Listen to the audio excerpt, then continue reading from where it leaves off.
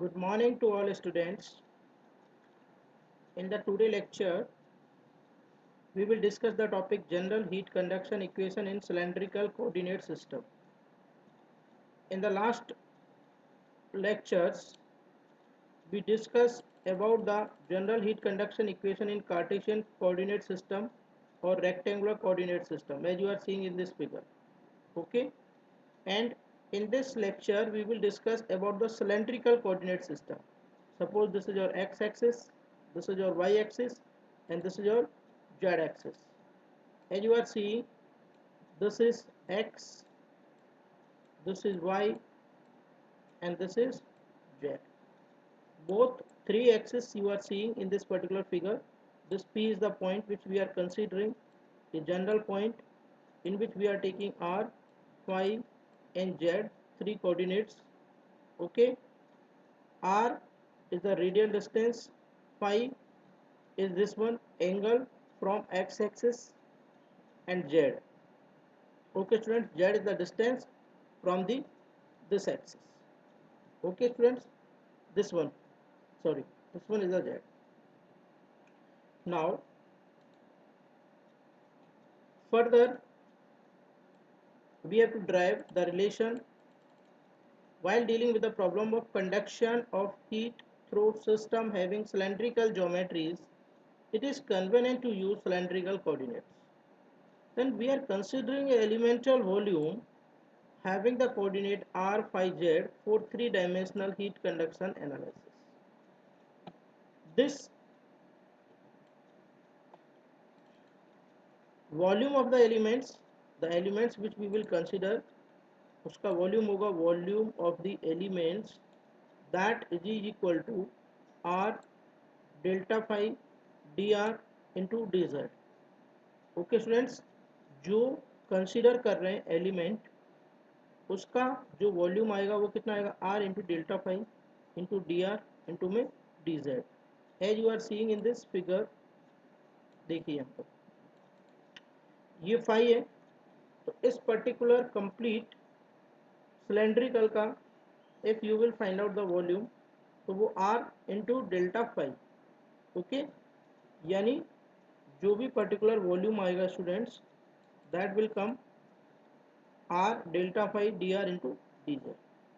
Okay, क्योंकि angle अगर आपको दे रखा हो एंगल किसी का, ठीक है, तो जैसे कहते हैं ना स्टूडेंट्स कि यहाँ पर ये कोई पर्टिकुलर एंगल दे रखा है. सपोज ये एंगल कितना है, ये एंगल है आपका डेल्टा फाई. ठीक है, ये एंगल है आपका डेल्टा फाई. ठीक है, और ये जो रेडियस है आपकी स्टूडेंट्स, ये है आपकी स्मॉल आर. ठीक है, तो अगर आप आर्क की लेंथ निकालेंगे, ठीक है, ये जो आर्क की लेंथ निकालेंगे, आर्क इज इक्वल टू, ठीक है, तो angle is equal to d phi is equal to क्या होता है आपका, d phi is equal to angle is equal to arc upon radius. भाई ये बेसिकली क्या होता है, आर्क, आर्क अपॉन रेडियस. ठीक है, और यहाँ पर अगर ये रेडियस है स्टूडेंट्स, तो यहाँ से आर्क निकालेंगे तो radius into d phi, r into d phi, r into d. ठीक है, ये डी आर आपका हो जाएगा और डी जेड आपका होगा. क्लियर है. क्यूजी क्या है, heat generation per unit volume per unit time. Further let us assume that के यानी थर्मल कंडक्टिविटी, रो यानी डेंसिटी, सी यानी specific heat do not alter with the position. Okay, the net heat accumulated in the element due to the conduction of heat from all the coordinate directions considered. तो जो net accumulated होगी heat within the element, heat flow in the radial direction xy plane, xy plane में जो heat flow होगी, क्योंकि देखो आपके तीन xy plane में, तो heat influx कितनी हो जाएगी, q r dash is equal to minus k, फिर इसका एरिया, तो एरिया अपन निकालेंगे यहाँ पर r d phi into D z, area हो जाएगा total del T by del r into d tau. ठीक है, और हीट इफ्लक्स यानी हीट जो आउट होगी वो हो जाएगी q dash r plus del r, ये q dash r plus del upon del r q r into में डी आर. ठीक है, तो ये हीट इनफ्लो और ये हीट आउटफ्लो. तो heat accumulation in the element due to the heat inflow in the radial direction. तो जो रेडियल डायरेक्शन है उसमें जो टोटल हीट इनफ्लो होगी वो कितनी होगी, दोनों का डिफरेंस। जो टोटल हीट इनफ्लो स्टूडेंट्स होगी वो बेसिकली क्या होगी, this one q del q r dash. तो q r dash minus Q dash r plus delta r. तो यहाँ पर q dash r plus delta r, इसको students we can write this q r dash. ठीक है students, और बाकी जो भी डिटेल्स है उसको आगे लिख देंगे। तो ये दोनों आपस में कैंसिल आउट हो जाएंगे। ठीक है, तो यहाँ पर क्या बचेगा, minus del by del r q r dash into d r. ठीक है स्टूडेंट्स, और q r dash we know very well, that is minus के r delta five delta z del T by del r into D tau into में d r as it is रह गया।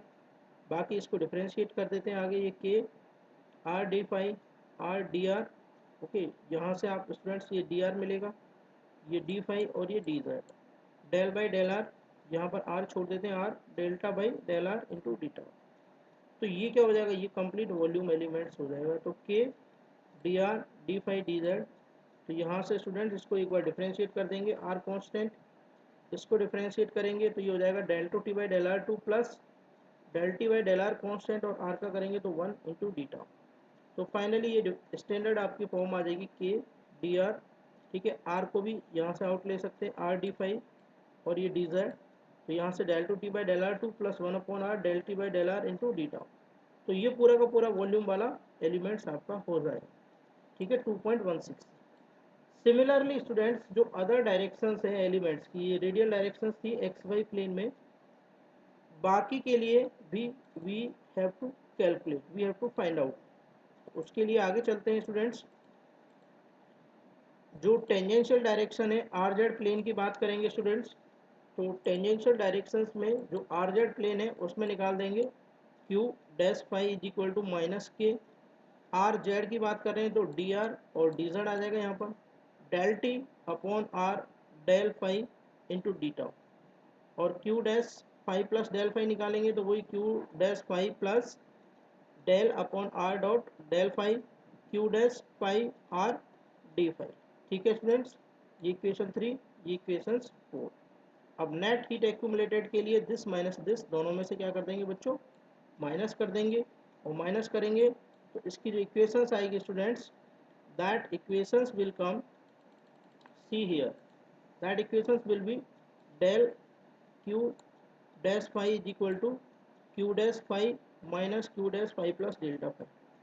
Minus करेंगे तो students Q dash five से Q dash five cancel out हो जाएगा, और ये वाला टर्म बचेगा minus del upon R dot del five Q five into में R D five. Okay students, then you will get minus del upon r del phi minus k dr into dz del t divided by r into में del phi dot d tau into में r d phi। ठीक है students, further we will solve it. k ये dr d phi dz, देखो k यहाँ से, ये dr dz और d phi वाला टर्म यहाँ से आ रहा है, ये d phi है। ठीक है, ये जो लास्ट वाला term which you are seeing in this figure, this is d phi, ये फाइव वाला एलिमेंट है आपका डी फाइव। ठीक है, ये एलिमेंट सारे बाहर आ गए, यहाँ डेल अपॉन डेल फाइव बचा। ठीक है, यहाँ पर आपको दिखाई दे रहा है ये आर है, आर को अभी बाहर ही रखते हैं, ये वन अपॉन आर। ठीक है, तो यहाँ पे भी ये आर है, तो ये आर से ये आर कैंसिल आउट हो जाएगा, तो ये one upon are del T by del five into D tau. तो finally K D R D five D Z, यहाँ से आर कॉमन ले लेते हैं, ये वन अपॉन आर स्क्वायर हो जाएगा dot del two T divide by del five two into D tau. इसी तरीके से स्टूडेंट्स एक्सियल डायरेक्शन में आर फाइव प्लेन में कैलकुलेट करेंगे क्यू डैश जेड और Q dash Z plus D Z. तो उसमें आ जाएगा आर डी फाइव और डी आर, अभी डी जेड को छोड़ देंगे, तो del T by del Z into D tau. Similarly ये इक्वेशंस, इसमें से ये इक्वेशंस 5 में से 6 को क्या करेंगे, सब्सट्रैक्ट करेंगे। When we will subtract this equations, then we will get heat accumulated in the element due to the heat flow in axial direction. So dq dash z is equal to q dash z minus q dash z plus dz. So further, if we will calculate minus del upon del z minus k r d phi dr del t over del z dot d tau into D z, और finally ये आपकी equation आ जाएगी। तो जो total heat input आपका आ रहा है, total जो नेट हीट एक्यूमुलेटेड आएगा स्टूडेंट, सभी में ये चीज़ तो टर्म कॉमन आएगा, k D R are d phi into D z. पहले वाले टर्म में आ रहा है del two t by del r two, दूसरे में 1/r del T by del r, ठीक है, और ये थर्ड वन में ये चीज़ आ रही है आपके, दूसरे में ये वाला टर्म आ रहा है, इसको डी टर्म। अब स्टूडेंट्स जो हीट जनरेटेड हुई है within the element Q dash G, उसको फाइंड आउट करने के लिए we will calculate total heat generated within the element is given by Q dash G. तो क्यू जी क्या है, मान के चलिए एक यूनिट वॉल्यूम में जो हीट जनरेट हो रही है, टोटल वॉल्यूम जो है स्टूडेंट्स वो है D R into R D five into D Z into में डी टाउ, ठीक है, डी टी टाइम में। तो फाइनली यहाँ से students you will get Q dash G. तो energy stored in the elements के अंदर जो एनर्जी स्टोर्ड होगी स्टूडेंट्स, वो कितनी होगी, the increase in the thermal energy in the element is equal to, वो आ जाएगा आपका rho D are into R D five into D Z into C del T by del tau into D tau. यानी अगर we will calculate with the help of formula, तो वो आपका होता है एम सी डी टी, ठीक है student. M C को क्या लिख सकते हैं, रो इंटू वॉल्यूम, सी आपका एज इट इज रहेगा, डी टी को आप क्या लिख सकते हो, वही डेल टी, ठीक है, डिवाइडेड बाई डेल टाउ, और इनटू में क्या लिख सकते हैं इसको डी टाउ, ठीक है, इस तरीके से भी लिख सकते हैं। तो सिमिलरली यहाँ पर क्या है, rho volume into C del T by del tau into में डी टाउ, ठीक है स्टूडेंट। तो जो ए प्लस बी में निकाला वो किसके इक्वल हो जाएगा, सी के इक्वल हो जाएगा स्टूडेंट्स। तो यहाँ पर सी के इक्वल कर देते हैं, ये ए कंप्लीट प्लस जो भी नेट हीट जनरेशन हुआ is equal to this term, इसके इक्वल किया। अब इसको students we will solve it further. अगर इसको सॉल्व करते हैं तो डिवाइडिंग बोथ साइड, दोनों साइड्स को students d are R D five D z और डी टाउ से डिवाइड करेंगे। तो स्टूडेंट्स ये यहाँ पर के बचेगा, ठीक है, यहाँ पर क्यू जी बचेगा, और यहाँ पर rho C D T by D tau बचेगा।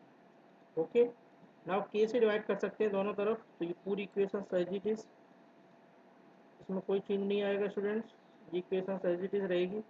इसके बाद क्यू जी बाई के हो जाएगा जैसा कि पहले टर्म में था, और यहाँ पर rho c upon k del T by del tau, और रो सी बाई के को लिख सकते हैं अपन के बाई रो सी को क्या लिख देंगे, 1 अपॉन एल्फा, और एल्फा अगेन यहाँ पर क्या होगा बच्चों, थर्मल डिफ्यूजिविटी। तो ये जो इक्वेशंस है, this is the general heat conduction equation in cylindrical coordinate system. तो in case there are no heat source present and the heat flow is study in one dimensional. अगर students we assume that there is no heat source present in the system, it means no internal heat generation occur। अगर internal heat generation नहीं हो रहा है तो यहाँ पर ये जो वाला टर्म है वो कितना हो जाएगा, जीरो। और इक्वेशंस कैसी है, स्टडी और वन डायमेंशनल। अगर स्टडी है तो del T by del tau ये भी क्या हो जाएगा बच्चों, ये भी जीरो हो जाएगा, ठीक है। अगर स्टडी नहीं है और वन डायमेंशनल है तो यहाँ पर देखिए del T by del r two, जैसे ये आर रेडियल दिखा रहा है, plus 1/r into del T by del r. ये देखो ये आर वाला दिखा रहा है, ये आर स्क्वायर वाला, ये फाइव वाला दिखा रहा है, और ये जेड वाला दिखा रहा है, आर फाइव जेड। तो आर वाली इक्वेशन से इसको ऐसे लिख सकते हैं, del two t by del r two. देखो बाकी जो दोनों टर्म्स थे, ये जो वाला टर्म था इसको हटा दिया, और ये जो वाला टर्म था इसको हटा दिया, ठीक है। अब इंटरनल हीट जनरेशन जीरो, और स्टेडी स्टेट इक्वेशन है तो टाइम पे डिपेंडेंट नहीं करेगी। इसका मतलब क्या है, इसका मतलब है कि ये जो del t divided by del और टाउ वी वाल कैलकुलेटिंग, ये क्या हो जाएगा, इक्वल टू जीरो। अगर ये इज इक्वल टू जीरो है तो ये इक्वेशन इस तरीके से हो जाएगी आपकी। इसको ऐसे भी लिख सकते हैं, del two t by del r two plus 1/r d T by D R is equal to zero. और इसको इस तरीके से भी लिख सकते हैं, 1/r into D by D R are D T by D R is equal to zero. तो ये आपकी one dimensional steady state heat equations आ जाएगी स्टूडेंट्स। और फर्दर आगे बढ़ेंगे, ठीक है। तो ये आपकी स्टैंडर्ड इक्वेशंस आ जाएगी। ये इक्वेशंस फर्दर आपको दे रखी हैं, ये जो है ये आपके काम की नहीं है इतनी ज़्यादा, ठीक है। यहीं तक आप इसको कर पाएंगे, ठीक है स्टूडेंट्स, थैंक यू।